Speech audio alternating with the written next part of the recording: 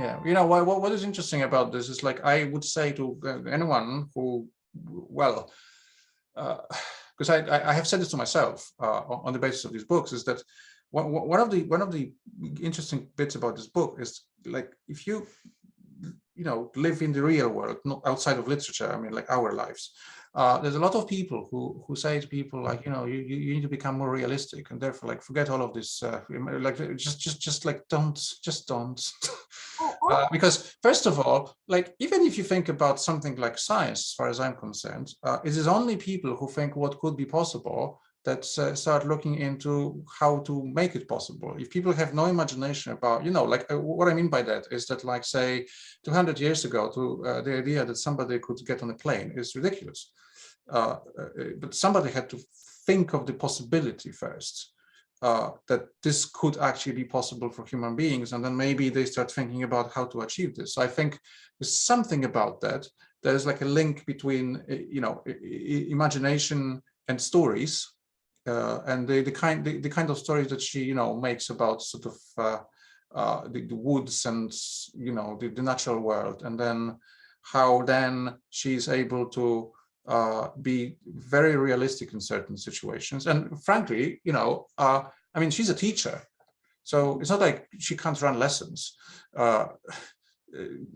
So yeah, so I like that combination. It's very interesting, and I think I found when I spoke to people who don't necessarily, well, not that you don't like the books, but just don't like them as much as I do. They find this, it's almost counterintuitive, like they think that this is not the same. And I said, like, look, if you have imagination, then you can imagine how other people feel, and therefore you can do something about it, and then you'll be realistic about it and practical. So yeah, daydreaming or being emotional or being intuitive doesn't mean that we're completely in a like dream sense of thing. Yeah. We're just trying to make things better. Yeah. We have something, we are dealing with something, and I think there is a way to make it better. There is a way to make them more beautiful, more dreamy. And I think being real, they're like mixing things. Yeah. You're mixing being serious to being realistic, Oh yeah, yeah. I mean, first of all, I think it's not a very good idea to, like, if you think about it, because I don't. So I'll tell you something about myself, which is just a general kind of thing that I do. I occasionally, well, it's you could say it's my hobby, but it's linked to nature and these kind of things. I go on long hikes in the countryside here. In fact, I have another channel where I sort of record some of my very long sort of hikes into Scotland, like 500 miles. Kind of in stages, long sort of things. But the point is not to do the miles. The point is to actually be in nature.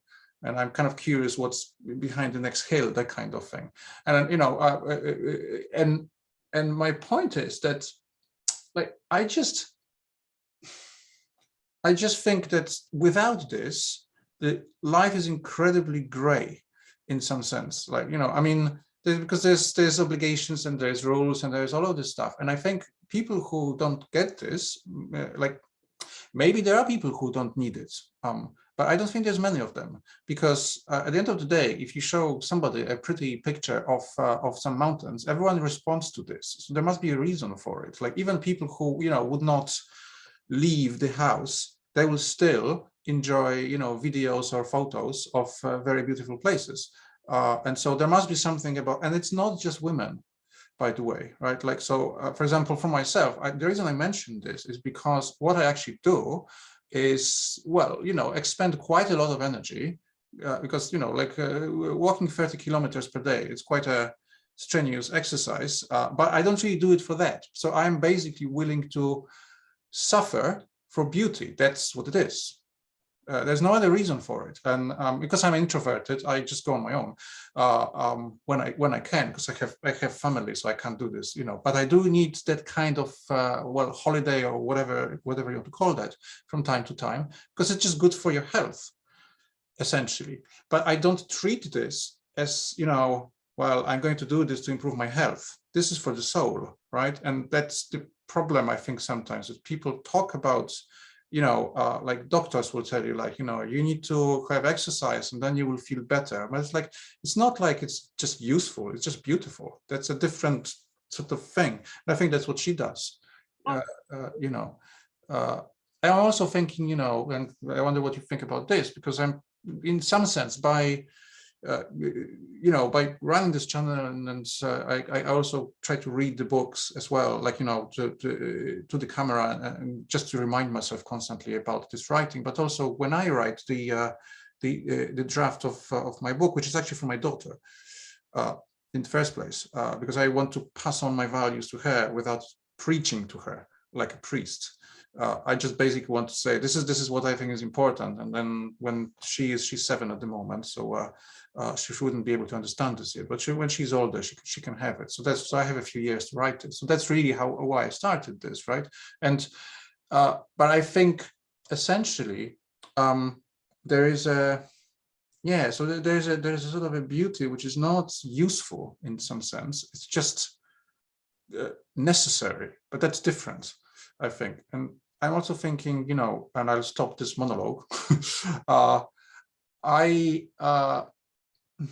my other channel, the one where I kind of have photos and, sort of videos of these walks into nature, I called it Wandering Cloud. And Wandering Cloud is a poem by William Wordsworth, who was a, Romanticism era, so just before those books were written, poet. And he was a man.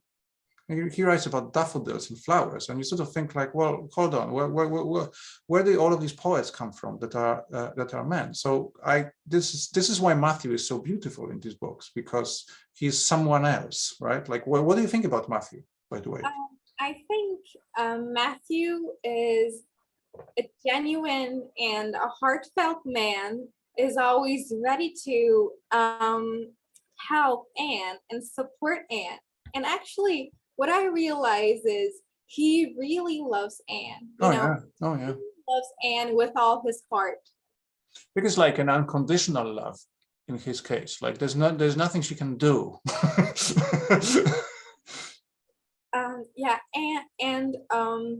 Like I think there shouldn't be a separation when it comes to poem. Like there shouldn't be a separation as men and women.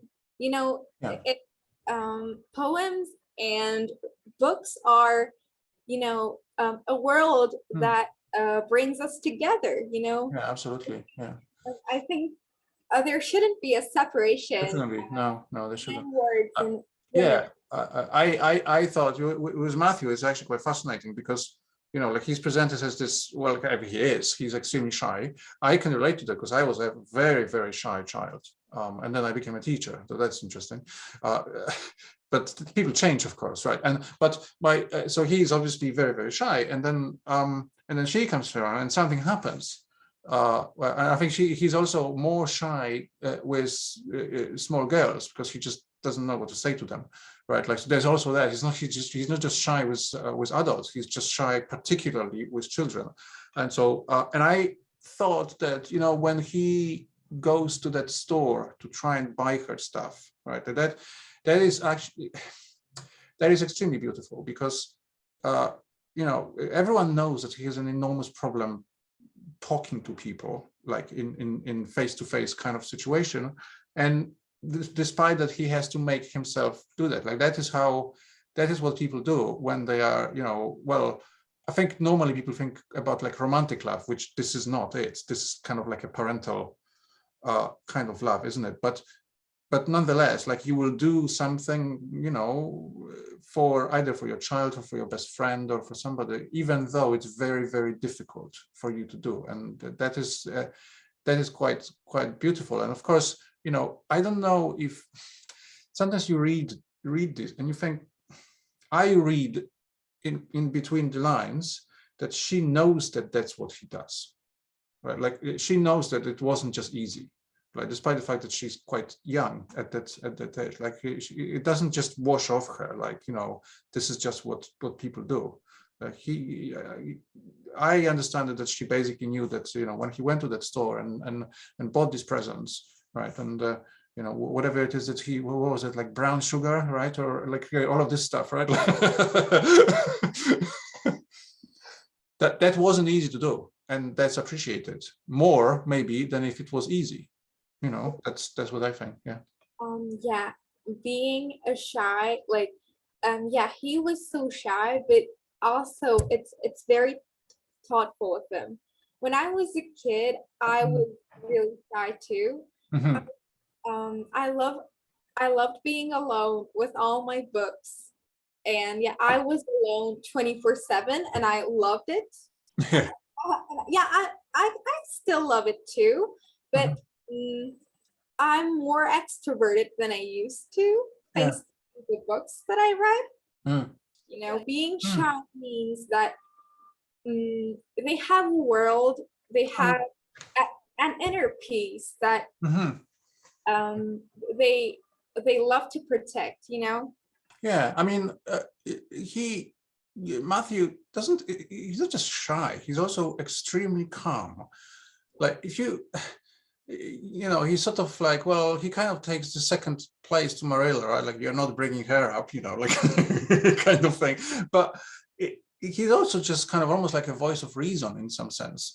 He doesn't, there's no, I don't remember, and I have annotated the first 4 books to such an extent that I basically have, you know, 600 pages of printouts of quotes downstairs, because that's how I use them for the book. But so I, you know, and there's not a single moment in, you know, basically the first book, of course, because he dies later, that he's angry. There's no one instance that he would be, you know, I mean, he's sometimes a little bit like exasperated, I think, with Marilla, like, you know, sort of she doesn't let Anne go to the ball, for example, and that kind of thing, but he doesn't really lose his cool.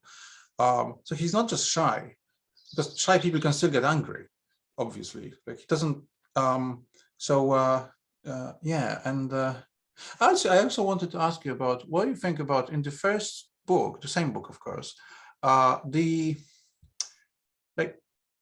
the relationship between, you know, this whole kind of I am not a boy and the fact that he dies because they didn't get one. Like, how do you read what Anne thought about this by the time she was, you know, like 16, 17, closer to his death? Because there is this sort of sense that she, on some level, because she can't work in the fields, and he does, and they never got, you know, then that's kind of like, well, you know, I don't think it is, but that she might feel that it's her fault that he died when he did. What do you think about that? When Anne comes to Green Gables, and you know, when she heard that they need a boy, and she gets upset, and Yeah. like it's a situation that like Anne is adopted, like, but she is always in a life, in a life that has a lot of hardness, and she is kind of like struggling to find a belonging, and struggling to find a family to you know share things with her, to support her. And you know, that's what she loves. And yeah, I think this part was, you know, this part was so heartbreaking, but also I love Matthew's attitude when it comes to Anne. I love how he listens to Anne, and added a point of view to Matthew, you know, added a new perspective. Yeah. Okay. Yeah. Yeah. Yeah, so and that's, I think, like there's a link then, with Marilla sort of opening up over the course of the first book as well. That is maybe the most poignant thing about the first book in some sense, because you've got this like and I thought of that because he dies at the end and he's her brother, of course, but like that she won't admit to her emotions, right? Like to herself, she won't even admit the emotions to herself, and that's I think it's quite.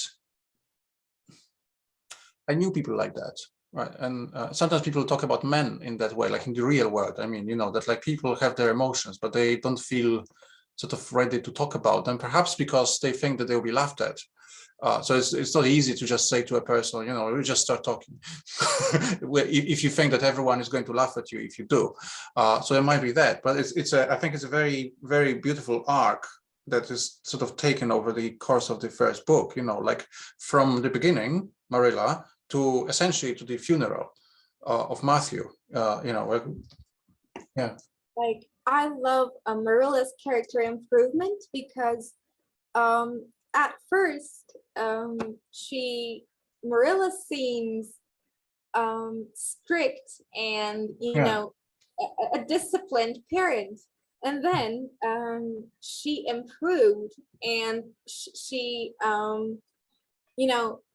like actually loves Anne and cares about Anne, but the problem is she is struggling about how to show his love, her love, Yeah.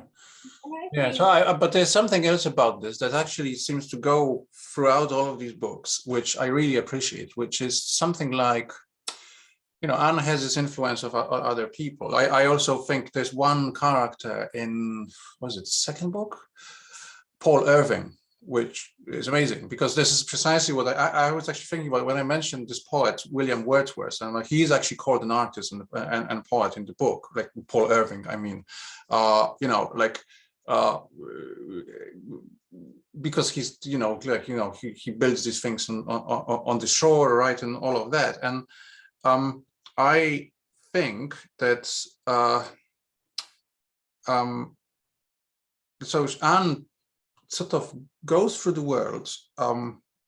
She doesn't tell people off precisely, short of her outbursts sometimes, but that just shows that she's a human being, right, and not just like a emotional robot. I don't know if that makes sense, but you know what I mean. Like she's not. She's still, but she does go through the world. And one thing that she says, which I think is quite nice throughout these books, and with Marilla as well, like she convinces people with her behavior how to sort of open up more, but she doesn't put them down, right? Like, so for example, I don't remember which chapter that is, but it is in the fourth book where little Elizabeth is. And little Elizabeth has his grandmother, right? Like, and and that grandmother is clearly not the best example of humanity. But even when Anne talks to little Elizabeth about her, like she's still sort of like, look, this is how she was brought up, right? And she's not approving clearly of that. And obviously then invites, take little Elizabeth by the end to Green Gables, right? And there are those bits, but it's more like, it doesn't really work to just scold people and tell people off when you can sort of try to convince them with patience how to behave and how to open up. And so I think the same is in the relationship between Anne and Marilla. In the first book, perhaps, of course, yeah, go ahead, because I can see that you want to add to that. Yeah, actually, Anne is teaching, like, sort of teaching values and how to be more effective and how to be more kind to everyone, but it's not like in a dictating attitude. That's right, yes. Well, it's funny you should say that, because in my I was a teacher for 20 years, and I stepped away from teaching about 3 or 4 years ago. I'm still in education, but I just kind of train other teachers. So I just kind of moved on. But one thing that I was doing was, and people thought I was naive, and that is an interesting one. It wasn't. It was a decision that I made, which is something like trust people first, and then if they like anyone ranging from students to other teachers, and if they make a mistake, well, then they can talk about it. Like if they do something bad, but don't start with like they could do something, because that just doesn't help. And I think and a lot of my colleagues, teachers, and you probably know those kinds of teachers, would tell me that trusting children is actually a mistake, because you need to protect yourself. Well, that's a terrible attitude to people, obviously, and it's certainly against precisely what is written in those books, which is that actually you are vulnerable if you open up yourself, like with Catherine Brooke. This is a perfect example. She might hurt you, but if you don't let her talk, then she's going to be even more bitter, and then just those people just move away from one another, right? So I think that's a very I agree entirely with what you just said, that she's a teacher, but she's not a dictator, basically, right? Like she's not. I think it's just kind of teaching by example. And I wrote a blog post. I didn't actually write this into the book yet, but I wrote about it. I wonder what you think about this, because to me, there's one chapter in the classroom which is just really amazing. And it's like, it was one of those, the one when she whips Anthony. So she has a bad day, right? Yeah. Sorry, are you? I think you are muted. Can you check your sound? Because I think I just can't. Can you hear me? Oh yeah, I can. Sorry. Yeah, yeah. I just wondered what you thought about this, because this is a really fascinating sort of chapter. And then she has these conversations with like Miss Allen as well after that, right? So she essentially. Now, luckily, we don't have to whip anyone these days in schools, but obviously outside of that, people just get angry and lose patience with. And I just thought that, she whips him, and then the next day he shows her respect, and she doesn't like it. That's an interesting one. What did you think about that? Like how? Yeah, I read your articles. Oh, okay, thank you. Yeah. I read your article about Anthony Pye, and yeah, I loved it, because when Anne whipped Anthony, like it's not a respect, actually, as you wrote, it's not a respect for me. It's kind of a fear.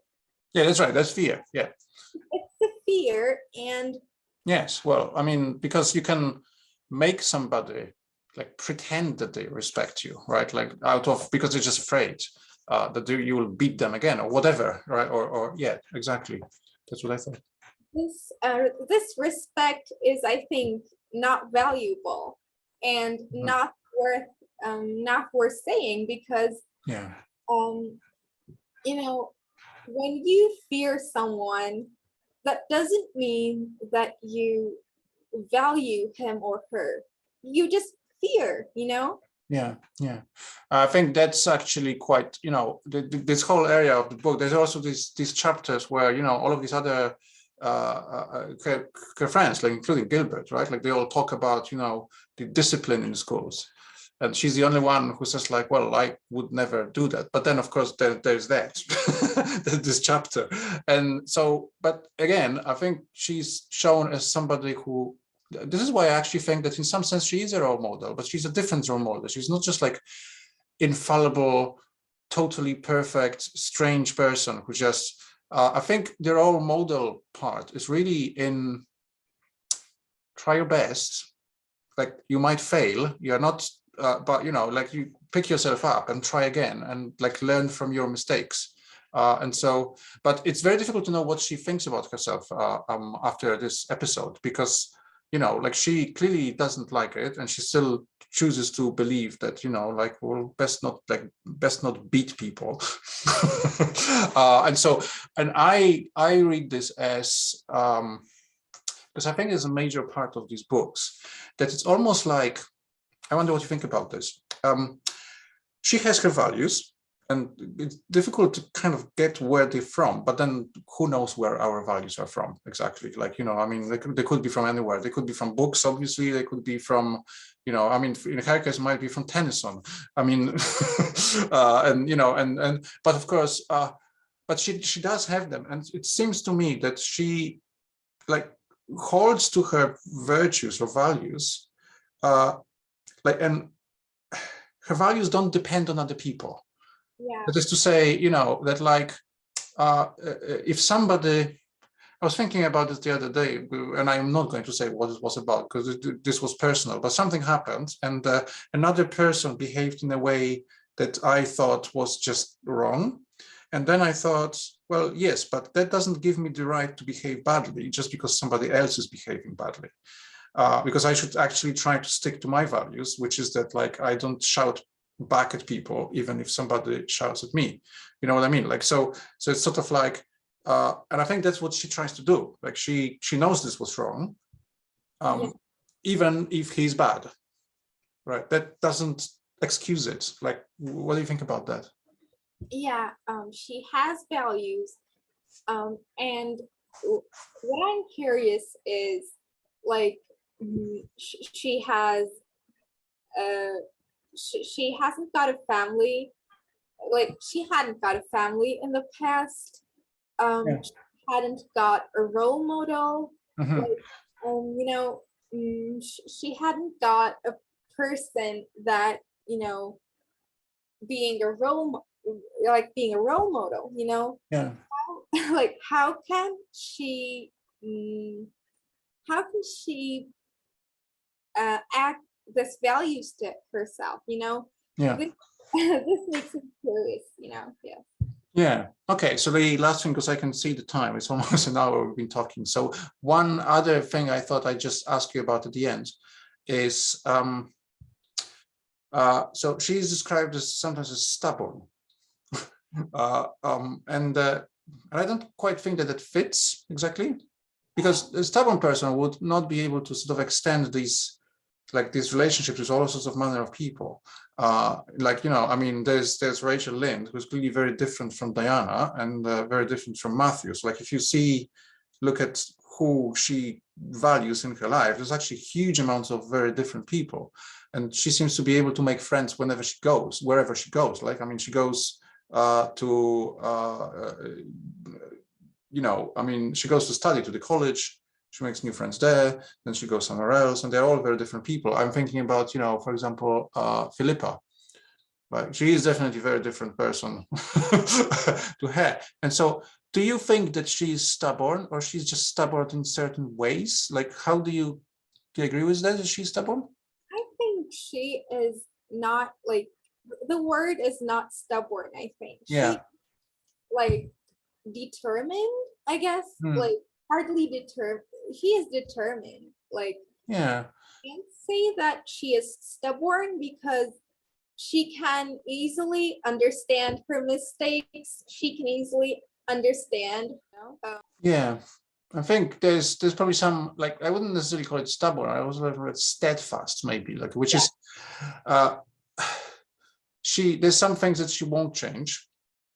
So like, for example, the whole imagination thing, that's just not happening, whatever people tell her, which is, I don't know if that's in the book, but in the Canadian film, at the very end of the first, the miniseries one from the 80s, there's a conversation she has with Marilla. I think it is probably based on the books, but it just kind of, changes a little bit for the film. But she says something like, so Marilla sort of tells her that, I'm just trying to look for the quote. All right. Yeah. Anne says that, she got very excited because she flies on the wings of anticipation. And Marilla says that she just doesn't want her to crash with a big thud. Right. And that's an interesting one because, and so she is stubborn in that way. Like, she's just not willing to let that go because she's actually ready for the consequences. So, and I really like that. Yeah. Like, actually she has some expectations in life. Hmm. She has she has targets, she has expectations, she has hopes and excitements. Yeah. And that, yeah. Yeah. Willa says is, you know, I think it's kind of right, but it's not right. Like, Yeah. I can easily um, Yeah. be in empathy with Anne because I'm a person that can easily be excited, and be, as Marilla said, when I crash, it's, Marilla is kind of right, because when you expect something so hardly, and when you hope something, Yeah. so hardly, Yeah. you can crush, but expecting and hoping is still beautiful. You, Yes.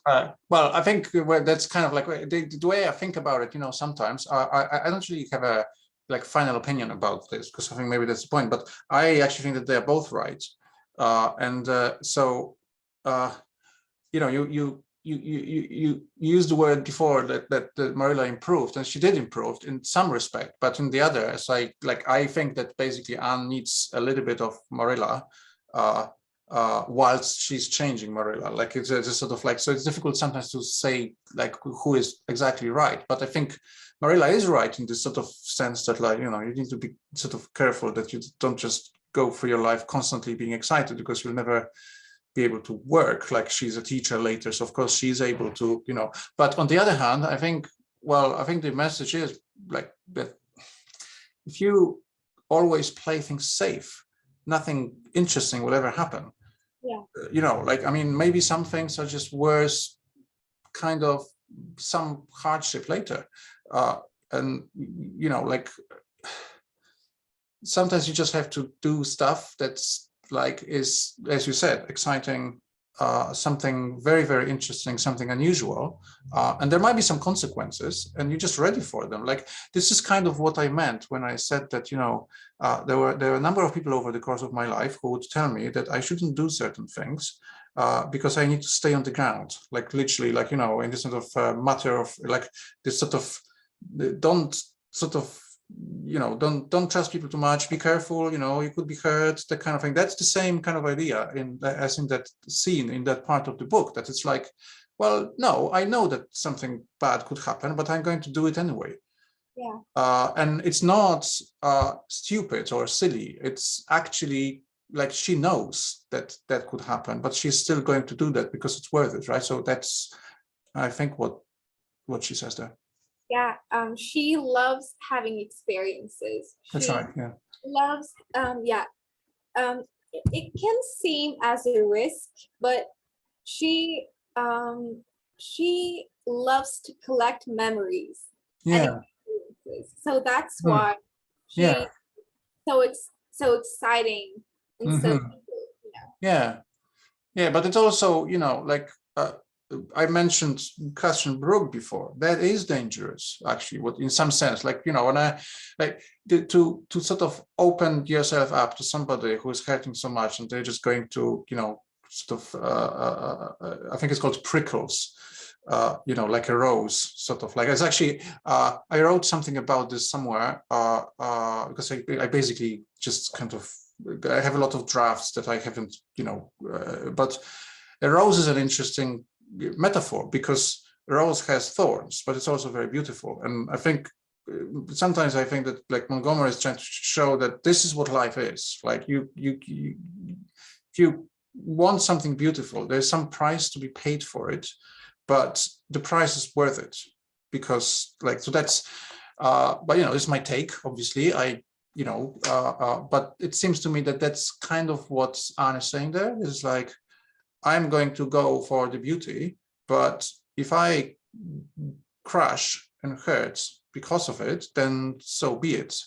Like, and I think that's a good lesson, actually, because, well, how else would you do it? Like, I mean, so there's this, I think there's a lot of kind of there are many places where the sort of this concept of like suffering. I don't mean like some extreme suffering, but just like, you know, that if you wouldn't know the beauty if you didn't know the bad, because you have to compare it to something. So like, because she was an orphan and suffered all of this, she can appreciate. So I myself, my life was such that I was born in a very, very, very poor country. I mean, I didn't starve, but you know, but it was poor. It was very little available. And then when I was something like 26, when things got better, but you know, not fast enough, I moved over here. And to this day, I sometimes find that maybe I can appreciate what I have now, which is relatively easy life, because it wasn't easy when I was first born. It was just poor. And I sometimes think that, you know, maybe it's more difficult to appreciate that if you were born into wealth, for example. You know, maybe it's just like, maybe you just don't know. Maybe it's difficult to imagine, like, because you have something to compare. And but that's difficult. I think it's difficult because, like, how would you know? You know, like, so in some sense, I think people maybe are more giving and more generous if they have less, in some sense, and because she has this background to her life story. Maybe you know, that's I don't know if that's. What do you think about that? Do you think that people can appreciate things more if they at least didn't used to have them and now they do? Yeah, actually, yeah, that's kind of a yes, because when we don't have something, and then when we have something back, Yeah. we start to understand and value it better. You know, Yeah. Mm-hmm. Yeah. Well, that's kind of what. Yeah. we start to, um, you know, love it more or Mhm. appreciate it more when we Yeah. have it back. You know. Yeah. We should probably stop. I know it's very enjoyable, but we could probably go for much longer. But it is meant to be about an hour. So thank you very much for this. It was very, very interesting. Thank you for you know, taking the time to do this. So yes, thank you very much for, you know, taking the time. And hopefully you know, you will sort of come back to read whatever I produce. For anyone who's watching this, if you are watching it and you are the kind of person who would also like to participate in the kind of conversation, that would be fantastic. At some stage, it would be nice to have you back, because I think it was a great conversation, and there's probably more to be had. So do keep in touch. Thank you very much. That was a great conversation. I really appreciate it, and I won't forget it for the rest of my life. Thank you so much. It was an amazing experience, and I haven't done it before, honestly. So yeah, that was a different atmosphere for me. Thank you for your invitation,